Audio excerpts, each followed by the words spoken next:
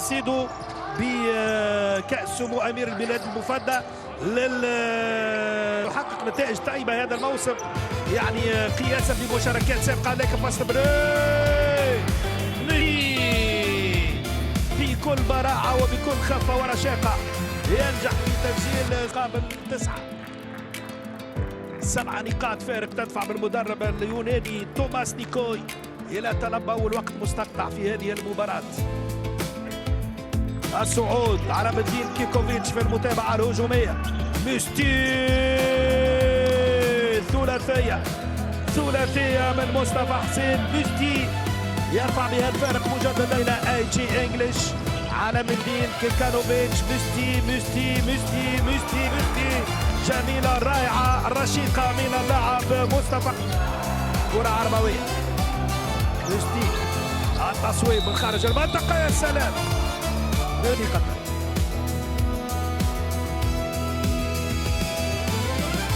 هذا اللبس وهذا الخطأ ثلاث رميات حرة. حافظ على الكورة يحاول التوغل ترنوفر. يكسر الكرة جونسون يتكى منه ناديم موزليتش. 1-2 يؤمن السنة الأخيرة ويرفع الفارق إلى مستوى 22 نقطة. إيفان 24 نقطة 59 مقابل 35. ومرة أخرى المدرب اليوناني توماس نيكوي. دفاع جيد ومحكم من قبل لاعبين هذه السد. لاعب رقم 73 مصطفى وقف مع الكرة من اللاعبين المميزين وصاحب تقريبات الثلاثية. والله هذه ترجم كلامي مصطفى حسين بثلاثية جميلة للنادي العربي. أولى تعادل الآن، أولى تعادل ما بين نادي السد. شوف 13 نقطة للنادي العربي مقابل 11 نقطة لنادي السد. ما تعد على بدي مرة ثانية إلى حسين بثلاثية. الله صانع العاب يشوف الفاضل من الزملاء. والله يفكر في الثلاثية. لا هو على طول اللاعب مصطفى حسين ودخل قريب على طول الى الباسكت ويحصل منها على نقطتين. شوف مرة ثانية على طول بشكل جميل وباليسرى وسجل نقطتين يرفع رصيد النادي العربي الى 26 نقطة مقابل 16 نقطة لنادي السد. وهنا يجبر مدرب نادي السد للحصول على تايم اوت فيها اللحظات. اذا يا اللاعب رقم 11 عبد الحليم ولكن طلع منه ترجع مره ثانيه بتصويبه ثلاثيه. الله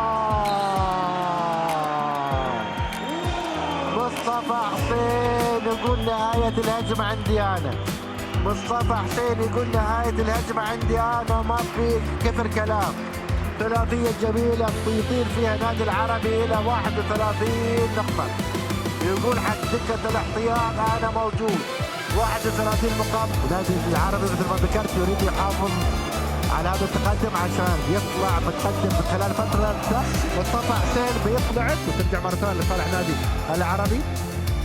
يكمل ولا لا؟ مصطفى حسين الله عليك. نقطتين لصالح العربي يرفع الرصيد إلى 57 نقطة. شوف على طول تمويل جيد ويسجل منها نقطتين. يجبر مدرب نادي السد في اللحظات لطلب وقت مستقطع مع النجحة. هي الان الباسورد لنادي السد. حتى الان عدة محاولات غير ناجحة. ومحاولات عندي انا. المحاولات الناجحة عندي انا بثلاثية ناجحة للعيبة النادي العربي عن طريق مصطفى حسين. شوفوا مرة ثانية ثلاثية والدفاع من داخل من قبل لاعبين نادي السد.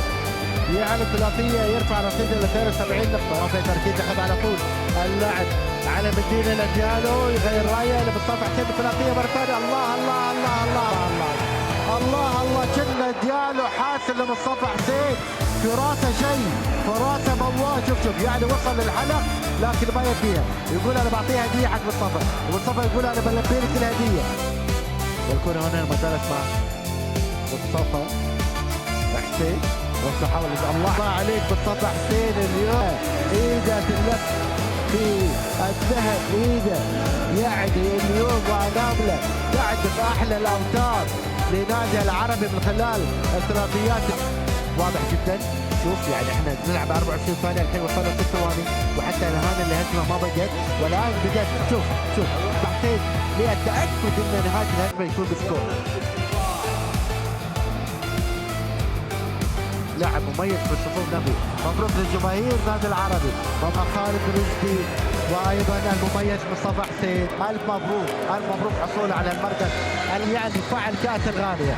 الكل يريد ان يرفع الكاس الغاليه، الكل يريد ان يرفع الكاس الغاليه تناوب اللاعبين، ولكن مصطفى حسين الان مصطفى حسين له كاس الغاليه الان يحاول الحصول على اكبر وقت معه حاتم مملوك، وصور تذكاريه مع الكاس الغاليه لنادي العربي. شوف الفار لازم يعني الذهب وصوره